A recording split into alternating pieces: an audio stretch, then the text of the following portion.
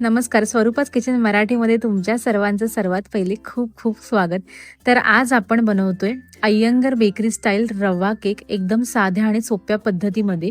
यामध्ये baking powder, baking सोडा काहीही वापरलेला नाही. शिवाय हा केक खूपच रवाळ आणि एकदम स्पॉन्जी सुपर सॉफ्ट असा हा आपला केक तयार होतो, ते पण अगदी घरच्याच साहित्यामधून. त्यामुळे हा केक कोणीही आरामात करू शकेल अशी रेसिपी आज मी तुमच्याबरोबर शेअर करते. रेसिपी स्टार्ट करायच्या अगोदर अजून तुम्ही चॅनलला सबस्क्राईब केलं नसेल तर पटकन सबस्क्राईब करून घ्या, जेणेकरून तुम्हाला येणाऱ्या सर्व माझ्या व्हिडिओचे नोटिफिकेशन तुमच्यापर्यंत पोहोचतील. तर चला पटकन रेसिपीला सुरुवात करूया. आता बॅटर बनवायच्या पहिले सर्वात पहिले आपल्याला असं कढईमध्ये एक स्टँड ठेवून घ्यायचे आणि त्यावरती असं झाकण ठेवायचे, जेणेकरून आतमध्ये अजिबात हवा जाणार नाही. आणि स्लो गॅसवरती याला 10 मिनिटं कढईला प्रीहीट करून घ्यायचे. नंतरच आपल्याला केक बॅटर फ्रेंड्स बनवायला घ्यायचे. तर आता इथे मी घेतलेला आहे 1.25 कप एवढा रवा. तर ह्यामध्ये घालायचे 1 कप एवढी साखर आणि हे सर्व आपल्याला बारीक अशी याची पावडर करून घ्यायची आहे. आता एका भांड्यामध्ये आपल्याला हे मिक्सचर जे आहे ते सर्व इथे काढून घ्यायचंय. आता ह्यामध्ये आपण बाकीच्या गोष्टी घालून घेऊ. तर सर्वात पहिले इथे मी घेतलेलं आहे 1/2 कप एवढं तेल, अर्धा कप दूध,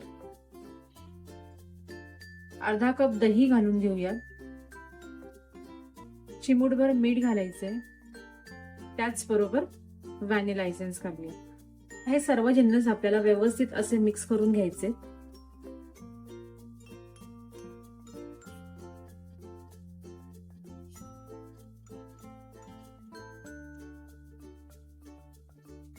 आता आपलं बॅटर जे आहे ते छान व्यवस्थित असं मिक्स झालेलं आहे.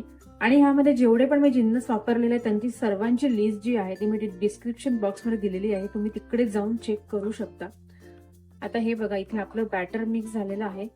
आता आपल्याला हे बॅटर थोडंसं पातळ वाटत असेल, पण नंतर हा रवा आहे, हा रवा फुलतो, त्यामुळे हे बॅटर अजून थोडंसं घट्ट होणार आहे. तर आता हे बॅटर आपल्याला 10 ते 15 मिनिटाकरता झाकून साईडला ठेवून देऊया, जेणेकरून आपला रवा व्यवस्थित असा फुलेल. तर आता इथे 15 मिनिटं झालेली आहेत. हे बघा, थोडंसं परत एकदा आपण मिक्स करून घेऊया आणि आपला रवा थोडासा इथे मस्त छान फुललेला आहे, तुम्ही बघू शकता. आता ह्यामध्ये आपल्याला घालायचंय प्लेन इनो घेतलेलं आहे, ते आता इथे घालून घ्यायचंय आपल्याला.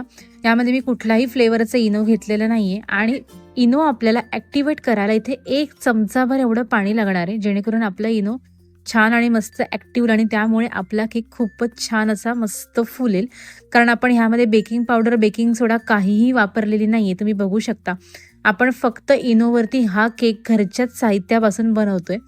तर चला आता हे सर्व मिक्स करून घेऊया. आणि इथे आता आपलं केकचं बॅटर आहे ते इथे तयार झालेलं आहे.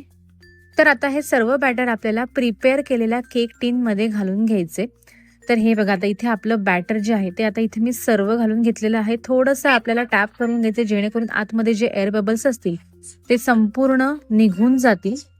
तर आता आपण प्री हीट केलेल्या कढईमध्ये हा केक टीन ठेवून देऊया. तर इथे ना एक गंमत झाली. केक ठेवल्या ठेवल्या अगदी 10 सेकंदामध्ये आमच्या घरातल्या लहान मुलांची डिमांड आली की आम्हाला कपकेक खायचे. तर मी काय केलं, लगेचच म्हणजे केक बेक नाही झाला, अगदी 10 सेकंदामध्ये हे झाकण ओपन केलं आणि यातलं थोडंसं बॅटर कपकेक करता काढून घेतलं आणि ते कपकेक त्यांना ओव्हनला बेक करून दिले. तर हे बघा, इथे आपल्याला 35 ते 40 मिनिटं अजिबात झाकण ओपन करायचं नाही. तुम्ही ही रेसिपी घरी नक्की ट्राय करा, खूपच हा सुंदर केक होतो. तर हे बघा, आपला केक केवढा सुंदर झालेला आहे. मी इथे बॅटर काढल्यामुळे केक थोडासा इथे कमी दिसतोय, तुम्ही बघू शकता इथे.